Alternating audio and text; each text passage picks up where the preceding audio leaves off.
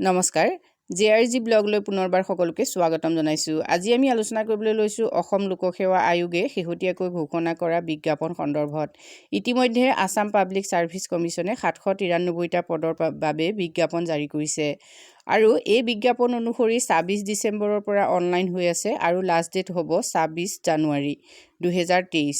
এই পদসমূহ কি পদসমূহৰ বাবে কোনে কোনে আবেদন কৰিব পাৰিব আৰু পে স্কেল কেনেকুৱা হয়, যোগ্যতা কি লাগিব, লগতে প্ৰিলিমিনেৰী এক্সাম কেতিয়া অনুষ্ঠিত হ'ব আৰু সিলেবাছ কেনেকুৱা হ'ব সেই সম্পৰ্কে আজি ভিডিঅ'টোত আমি তন্নতন্নকৈ আলোচনা কৰিবলৈ চেষ্টা কৰিম। অনলাইন কৰাৰ আগতে সবিশেষ তথ্যখিনি আপোনালোকে চাই লওক। কি পোষ্ট খালী আছে সেইখিনি চাওক আৰু ক'ত কিমান পোষ্ট খালী আছে চাওক। প্ৰথম আছাম চিভিল ছাৰ্ভিচ জুনিয়ৰ গ্ৰেডৰ পদ আছে 86, তাৰে ৰিজাৰ্ভ ফৰ ওমেন 24। নেক্সট আহিলে Assam police service junior grade Assam police ছাৰ্ভিচৰ পদ আছে 65টা, তাৰে ৰিজাৰ্ভ ফৰ ওমেনৰ বাবে 18। নেক্সট আহিল labour officer, superintendent of taxes, superintendent of excise, district transport officer, Assam finance service junior grade 2, block development officer, assistant manager district industry centre, administrative officer, minorities development board, cooperative education officer, inspector of taxes, inspector of labour, inspector of excise, assistant employment officer, sub registrar, assistant audit officer, assistant accounts officer, Assam account service, guidance counsellor secondary education, research assistant irrigation, assistant public relation officer, assistant research officer, registered industrial tribunal, research assistant transport survey, assistant research officer, research assistant. সৰ্বমুঠ পদ হ'ল 793টা আৰু ইয়াৰে ওমেনৰ বাবে reserve আছে 106টা পদ আৰু PWDৰ বাবে আছে 30টা পদ। APSC 2023 চনৰ প্ৰিলিমিনেৰী এক্সাম হ'ব 26 মাৰ্চত। এইটো এটা সম্ভাৱ্য ডেট ইয়াত ঘোষণা কৰা হৈছে।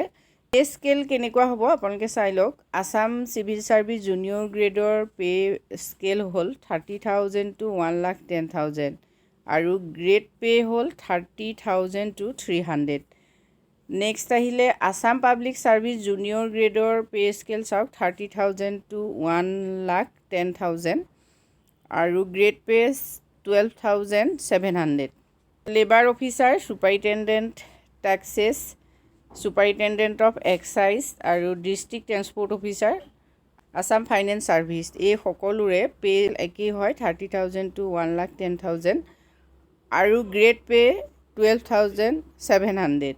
Block development officer, assistant manager district industry centre, administrative officer আৰু cooperative education officer, inspector of taxes, inspector of labour, inspector of excise, assistant employment officer, sub registrar, assistant auditor officer, assistant accounts officer, এই সকলোৰে pay band একেই হয় 22,000 to 97,000 আৰু grade পেত অলপ difference আছে, গতিকে আপোনালোকে এইখিনি ন'টিফিকেশ্যনত চাব। APSC ৱেবছাইটত গৈ আপোনালোকে এপ্লাই কৰিব পাৰিব আৰু 26/12/2022 পৰা ইতিমধ্যে অনলাইন হৈ আছে।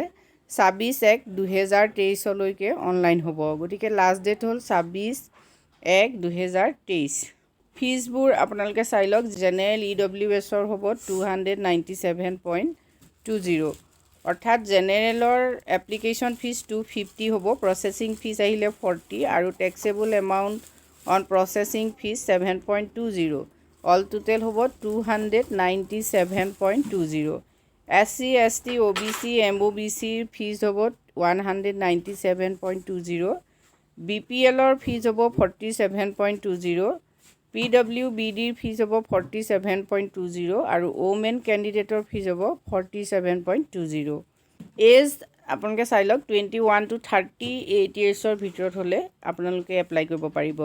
ইয়াতে এজ ৰিলেক্সেশ্যন নিশ্চয় থাকিব। SC, STP, STHৰ বাবে থাকিব 5 years, অৰ্থাৎ 43 years হ'লেও আপুনি এপ্লাই কৰিব পাৰিব আৰু 3 years থাকিব OBC, MOBC কেণ্ডিডেটৰ বাবে, গতিকে OBC, MOBCয়ে 41 yearsৰ ভিতৰত হ'লে এপ্লাই কৰিব পাৰিব আৰু PWBDৰ বাবে 10 years এজ ৰিলেক্সেশ্যন থাকিব। পৰীক্ষাৰ স্তৰবিলাক আপোনালোকে চাই লওক। Combined competitive examination consists of two successive stages. দুটা ষ্টেজত combined competitive exam হ'ব. The preliminary examination objective type থাকিব আৰু main examinationৰ written and interview হ'ব. এটা preliminary examinationৰ পেপাৰবিলাক আপোনালোকে চাওক. Preliminary examinationত দুখন পেপাৰ থাকিব. Paper 1 হ'ল general studies 1 আৰু marks থাকিব 200, time 2 hours. Objectives type multiple choice question paper.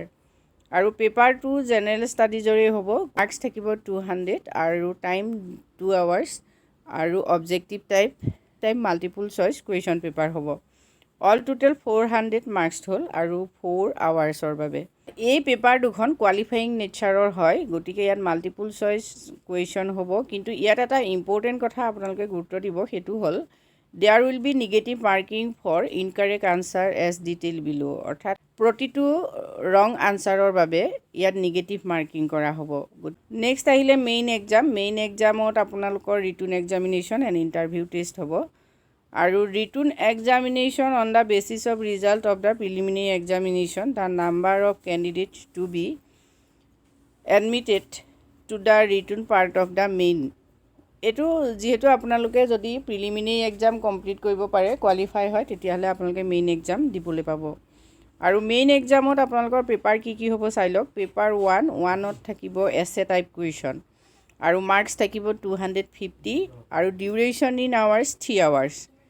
Next আহিলে পেপাৰ 2 to 6, মানে দ্বিতীয় পেপাৰৰ পৰা ষষ্ঠ পেপাৰলৈকে আপোনালোকৰ থাকিব জেনেৰেল ষ্টাডিজৰ পেপাৰ আৰু মাৰ্কছ থাকিব প্ৰতিখনতে 250 কৈ আৰু 3 hours ফৰ ইচ পেপাৰ.